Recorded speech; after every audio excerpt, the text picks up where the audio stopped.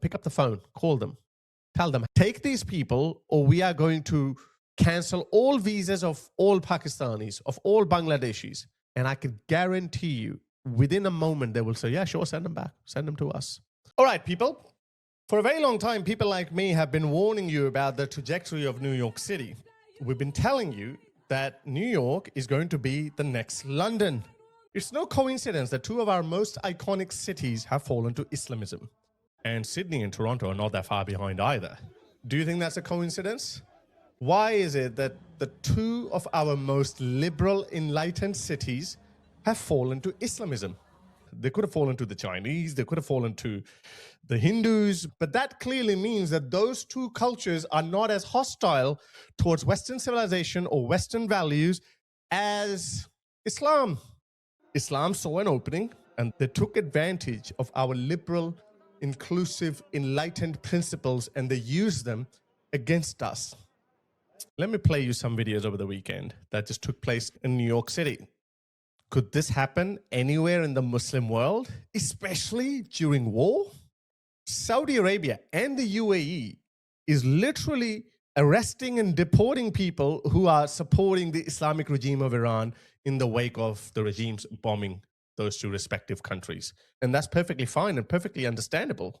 These people are open traitors. The West accepted them, embraced them, gave them the best education, gave them an equal seat at the table. But what they do in return, they undermine the very country that gave them the best life. And they still hate that country. What does that prove to you? That proves to you that Islam is not compatible with Western civilization. That's what we mean by it. She married the Prophet Muhammad when she was 6 years old. He was in his 50s. And then the marriage was consummated when she was 9 years old. Consummation obviously means having sex, formalizing the marriage. Yeah, having sex and rape are not the same thing. It is the same thing when it's a 9-year-old. You think you can have consensual intercourse with a 9-year-old? Yeah, but that was because of the Yes or no? Can you have consensual intercourse with a 9-year-old? Yes. Okay, and that's exactly why you are not compatible with my country.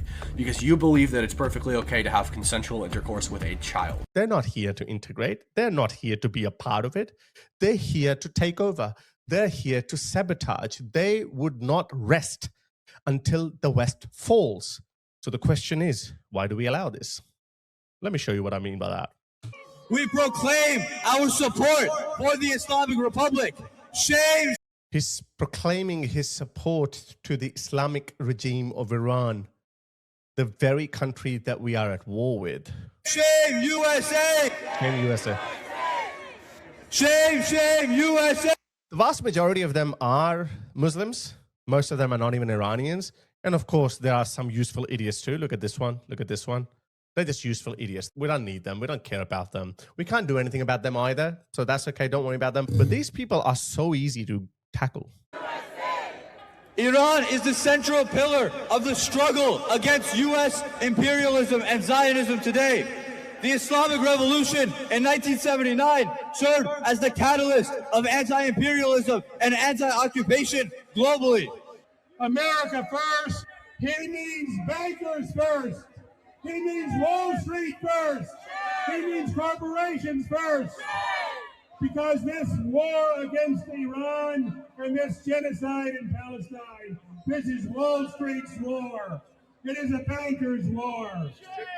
What is the crime of Iran? Could they refuse? What is the crime of Iran? By the way, it's not Iran. It's the Islamic regime that is holding 90 million people hostage. This is the Islamic regime that these guys are simping for.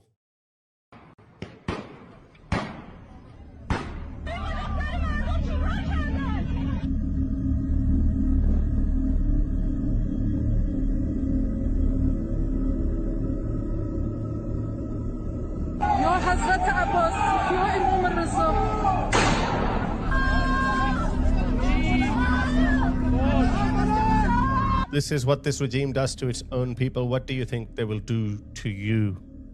What do you think they will do to the infidels? They don't even tolerate Sunnis. Imagine what they will do to the infidels. Let me play you some more videos. Oil and gas producing country that refuses to pay tribute.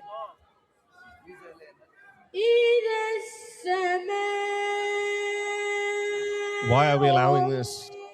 We are at war with these people.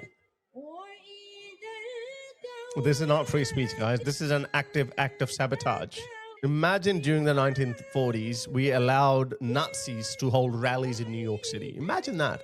How would that have gone down? Sorry, I'm not going to hurt your ears. We support Hezbollah here. Say it loud and say it clear. We support Hezbollah here. Even they cannot imagine how are they being allowed to do this. Look, they're actually hiding their faces. They're hiding their identity because they think that they can be arrested any minute. But no one's arresting them. No one is doing that. They're literally taking the piss.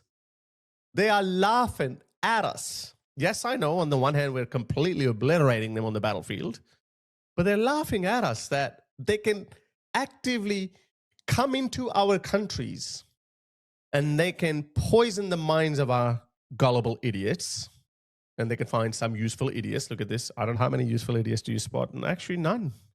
My theory is true, though. 70 to 80% of these people are Muslims. They're normal Muslims. They grew up in America, in the UK, hating the countries they were growing up in because their parents were constantly telling them, oh, it's American imperialism. The UK is America's stooge. They hate the Muslims. They hate the Islamic world. They just want to kill us all. And these idiots never for a moment question themselves that if the West hated them so much, why did they let you come here and take full advantage of what the West had to offer? They never asked this question. And again, who's to blame here, guys? Like, as I said, just imagine for a moment, would we have allowed pro-Nazi people protest at Times Square in the 1940s? Just imagine how would that have gone. Just imagine how Roosevelt would have dealt with it. Now I know free speech is absolutely critical, especially when it comes to America. America is very dogmatic about free speech. But is this free speech, or this is an active act of sabotage or aiding and abetting the enemy? What is it? Why are we allowing this? I say bring back treason charges, arrest these people, put them away for a long time, maybe build new prisons for these people, and put them behind bars for a very long time where they can sit down and think about their life choices, think about what went wrong. And when they come out, send them to the country that they like. Send them there. This argument that, oh, these people were born here, that's why they are our citizens and we can't do anything about them. No, these people are obviously simping for a foreign power, which happens to be the enemy of the United States. We need to send them there. We don't have to ask for those governments' permissions. A lot of them are Pakistanis. A lot of them are Bangladeshis. Pick up the phone, call them, tell them, take these people or we are going to cancel all visas of all Pakistanis, of all Bangladeshis. And I can guarantee you, within a moment, they will say, yeah, sure, send them back. Send them to us. You know why? Because I know how much the ruling elite of these third world countries love to spend their holidays in London and New York. They love it. This is a serious political problem, and it needs a serious solution. Our values are being used against us. What's the saying? Fool me once, shame on you. Fool me twice, shame on me. That's it. They're fooling us on pretty much every single day. If there were ever any doubts about the allegiances of these people, then there should not have been any doubts post-October 7, 2023.